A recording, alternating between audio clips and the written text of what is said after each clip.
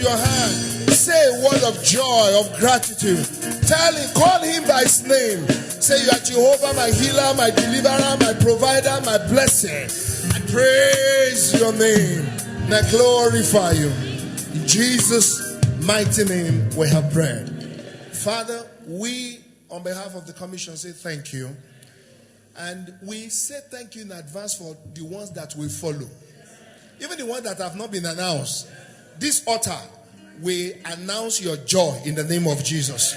Thank you for doing it. In Jesus' mighty name we pray. Please take your seat in God's wonderful presence. Praise the Lord. Amen to Jesus. Jeremiah chapter 50 and verse 34. No, nothing negating, everything synchronizing, everything working together, everything balancing each other. Look at the scripture. Their Redeemer is strong. The Lord of hosts is his name.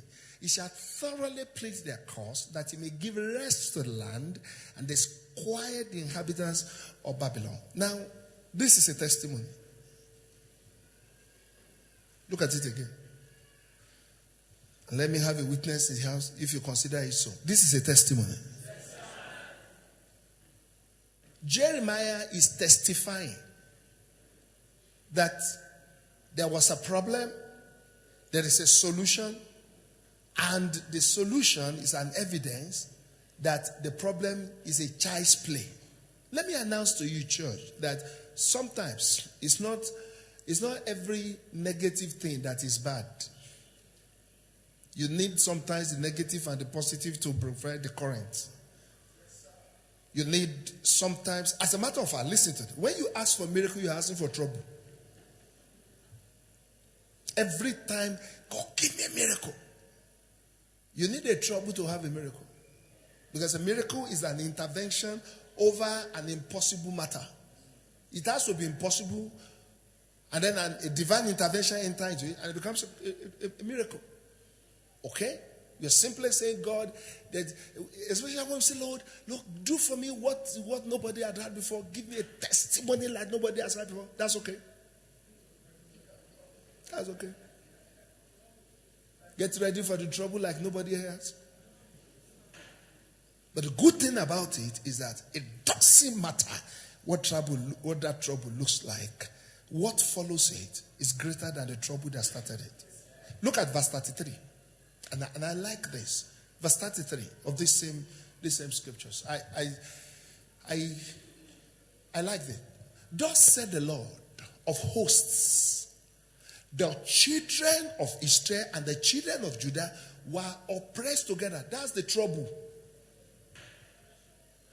And it wasn't any human being saying it. The Almighty himself. We are used to say, thus said the Lord, I will heal you, I will deliver you, I will set you free. This is why thus said the Lord, my people are oppressed. This is what thus said the God of heaven, to confirm that the problem is real. To confirm that this is not imaginary, this is not just a story, this is not cooked. No. The Almighty God's statement cannot be invalidated.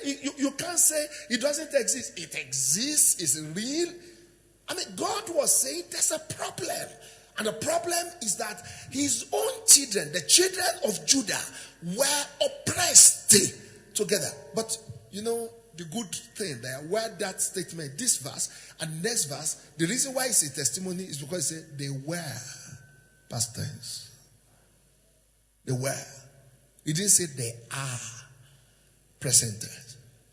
So he's actually giving a testimony of a problem that existed and his ability to reverse the problem. And he told us the aftermath of the problem. Told us the problem. Israelites were oppressed. And he said it's not ongoing. It has passed. Which means it's a word of testimony, a word of hope, and a word of assurance that an oppression is not meant to last forever. That's what it means. He says, thus said the Lord of hosts. Did you notice who is speaking? He introduced himself as the captain of the army. That's the meaning of Lord of hosts. Jehovah is the captain of the army, and yet his children were oppressed and they were pressed together. Now, that's an abomination. It's an abomination because the lesser does not conquer the greater. Man, the oppressor here, okay, does not have what it takes to face Jehovah the greater. Yet, the lesser was saying that he has dealt with the higher. It doesn't happen. How? For God's sake, will the devil boast before Jehovah? And Jehovah himself was testifying here. He said, they did. They did. So what do we learn from that? Let's apply these scriptures and then we are done for today. Number one, the application of this scripture means that challenges can come to a believer, tongue talker, born again, sanctified, filled with the Holy Ghost, serving God, paying tithes, doing evangelism, doing night vigil. You could face. Now, look at the extent of the challenge here. Okay? It says, the oppressor were pressed there together, number one. Number two, and all that took them captive held them what? Fast. Now, he said, the oppressor held them how? Fast. Fast there means strong.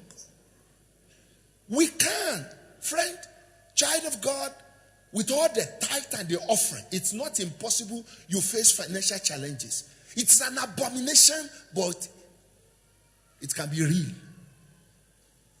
It's not right, but it can happen. It's not correct, but we have examples of it. He said he held them fast. That's God talking. Don't play with his words. God does not flatter. God does not play with words. God does not, he doesn't need any word to garnish whatever he has to say. Believe every word that he says. He says the oppressor of Israel held them fast. Which means he held them in a way that there is no hope of deliverance. That's where the enemy held them. And the Almighty God was losing. The captain of the host of Israel was looking. Angel Michael was watching. Are you hearing me? Jehovah, who by the breath of his nose alone can divide the Red Sea, saw it happen and was looking at them. And he was even telling the story himself. He said they held them fast. Friend, I don't know what is holding you fast, but don't despair. That's not the only thing. Look at the third matter. He held them so fast and refused to let them go. That's worse. That's worse. Number one, they were captives. Number two, the captivity was strong. Number three, the captivity was intended to be forever. That's the application of this scripture. Direct interpretation. And you can apply that. Check your life. Sometimes some matters look like they won't go. Sometimes you wonder why the believer suffers and is in pain. We've seen believers, children of God, born again, filled with the Holy Ghost, serving God, and dying of sickness and diseases. We have seen it. We have seen it.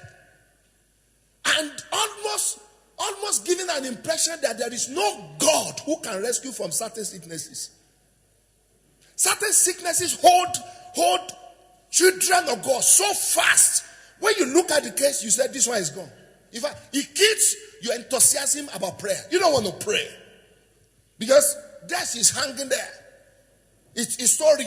The medical report says sorry. I mean, I've gone to the hospital to pray for people and went with some of my children who are doctors so that they can give me access to the place and all that. And I want to hear the report, what exactly this matter is. And some of them looked at me and said, Dad, this is bad.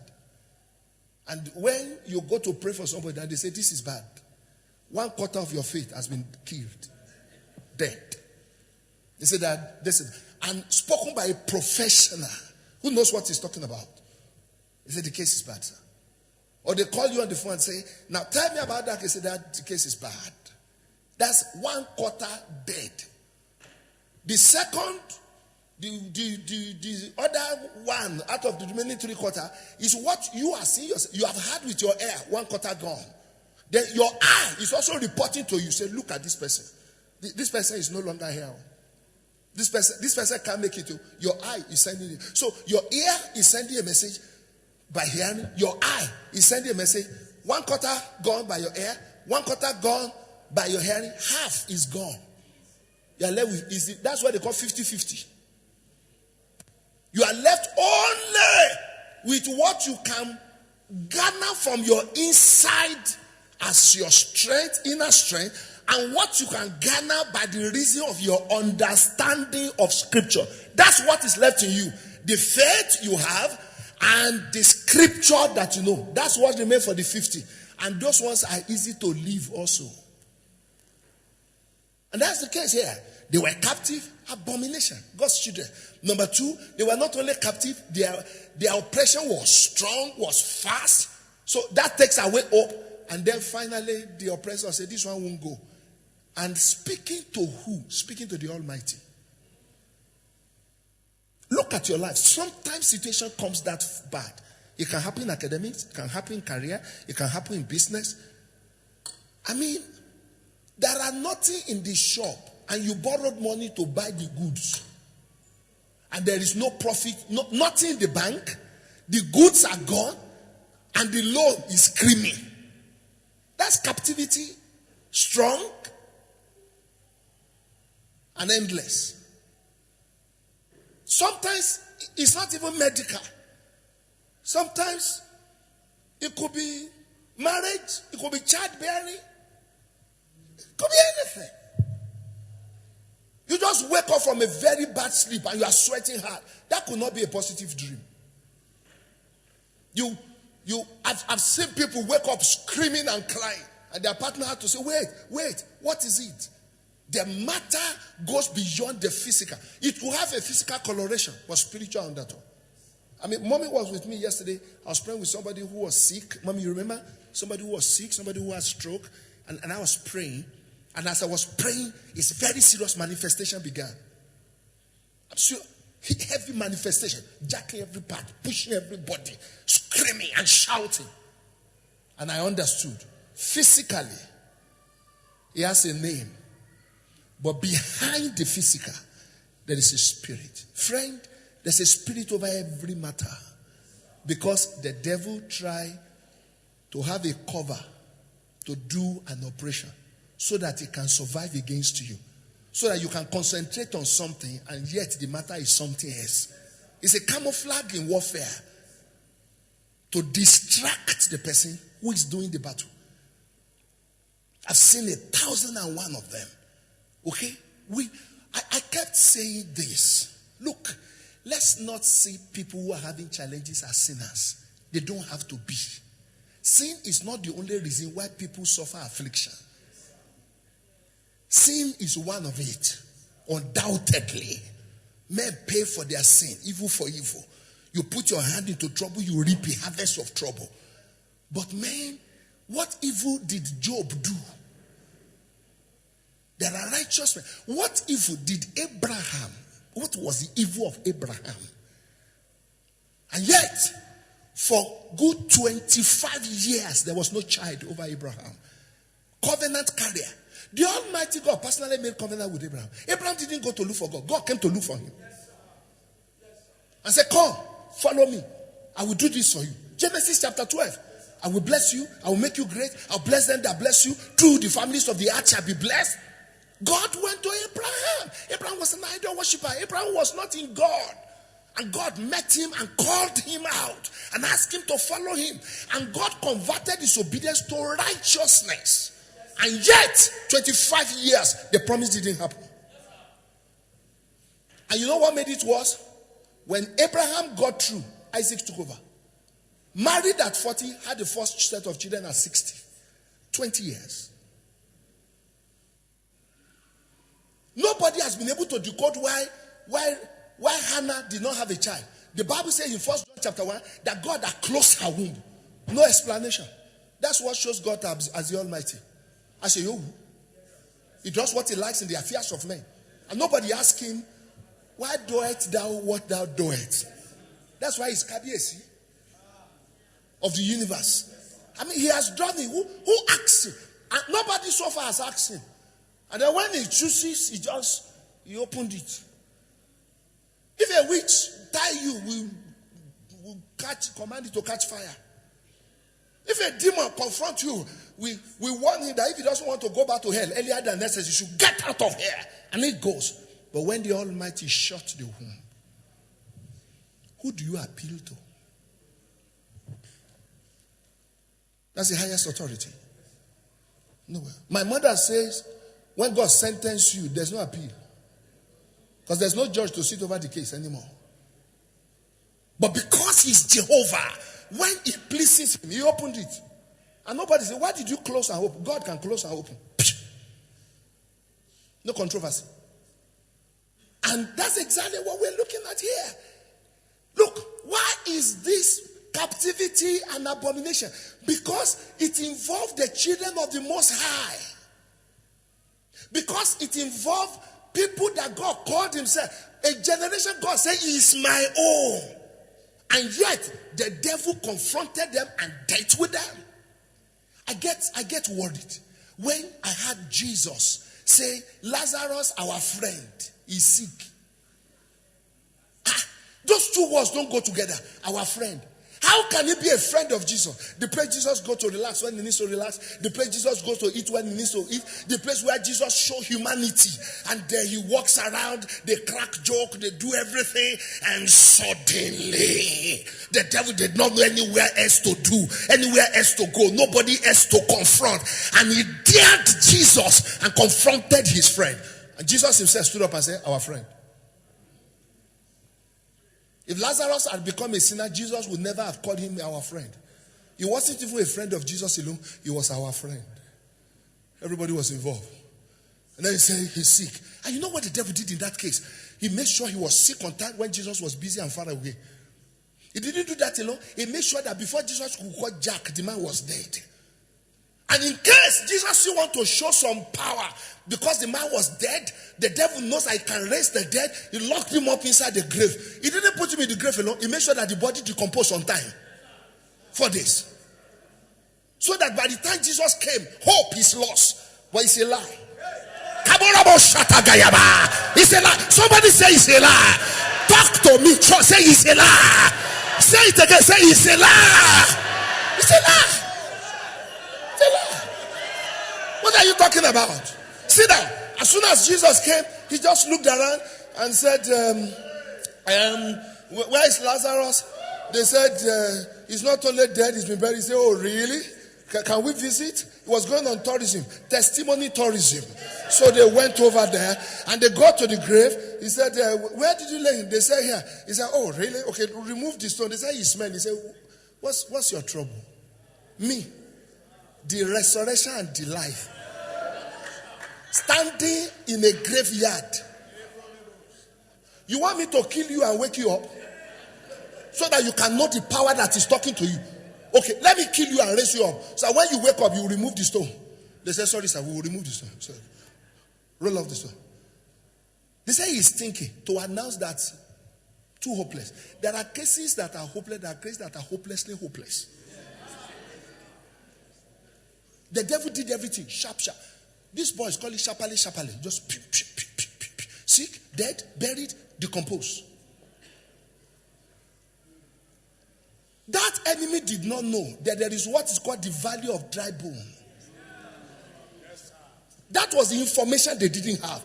The devil forgot that Ezekiel chapter 37 verse 1 tells us that even when dead bodies had died many years, not 4 days, years, they were so dead they had become bones. Even the bones were scattered.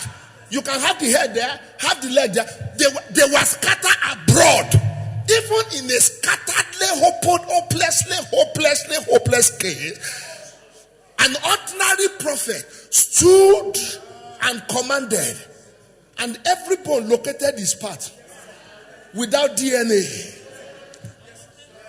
Every leg went to look for every head went to look for his leg, look for his hand, look for his chest, put everything together, and they rose up. The Bible says they became a mighty army. They were dead for years. How much more Lazarus for 4 days? And it was an ordinary prophet. And here is the prophet of the prophets. Friend, your Redeemer is strong. Your Redeemer is strong. Sit down for 1 minute. Sir, did you remember that for Israel to leave Egypt and get to Canaan, they got to the Red Sea, God had to rise up and split it. They got to the Red Sea. God had to break it to two so that they can walk on dry ground.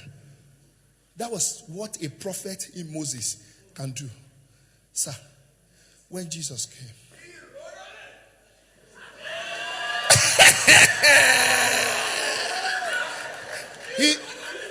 his boat was on the other side, and he was on this side, and he didn't have to divide the sea.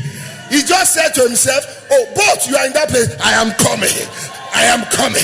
And he started putting his leg. He walked on the water. He didn't have to open the water. What are you talking about?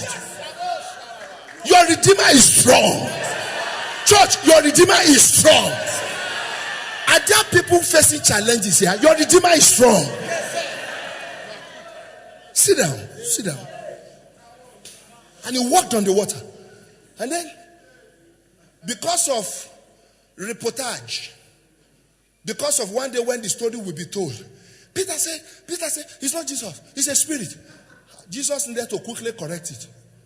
So that tomorrow, like today, somebody will not say it was a spirit. Jesus said, oh, no, don't worry. Don't destroy a good work. Peter, you think I am a spirit? You too, start coming. So Peter put leg on the water. What remained for Jesus to ask him? So are you also a spirit? Huh? Otherwise, theologians should have told you today that Jesus walked on the water as a spirit. He walked as a human being. Flesh and blood like you. Put his hand on the waters. And you are walking on water this week. You are walking on water this month. Your testimony is here this month. Say, my Redeemer is strong. It's strong. Sit down. The man is strong. Strong enough to answer his father's name. He's a weakling who hides his father's identity. And these scriptures, he says, the oppressor took Israel captive, took Judah captive, tightened up the gate strong enough. Oh boy, there were four soldiers each side of Peter to tie him down. But when the owner of today and tomorrow, when he came, he didn't knock door. He didn't come in person. He sent another angel. The soldiers were there when the angel came and said, you are not meant to be here. There's a prayer meeting. You're supposed to be in prayer. Your night vigil is not supposed to be in the prison. Your children are doing night vigil in church. Get up. The four soldiers were there. The chains were there. And with that, the angel didn't even have to speak to the chain. He has no business with the padlock. And your Redeemer is strong.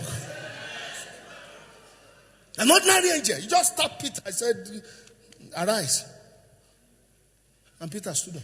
Even Peter himself got outside before he knew it was real. He thought it was a joke. He didn't know who the Redeemer is. Your Redeemer is strong. And the Bible says that despite all the hard decision of the devil, in verse 34, Jehovah showed up. Look at what he did. What is the proof that he is strong? He shall thoroughly plead their cause. That's the first evidence of a strong God. He thoroughly plead. Job said, God, you have done all of this to me. The day I see you, you will answer questions. Jehovah said, no problem. Provide 2 chairs. Take one, I take one. And then Jehovah showed up and said, oh boy, let's have our talk. But may I ask you 1 or 2 questions? Where were you when the sons of God stood up in the heavens? Where were you when I gathered the waters together and I put them in one place? Job said, end of discussion. He said, I can't continue. He said, actually, sir, the problem was that I was going through things that were too hard for me. That was the matter. How dare me say I want to challenge you to query? The Bible says God has every information to answer your enemy. And everything He promised, I tell you, He will do it for you. Let me tell you that Jesus is the answer for the world today.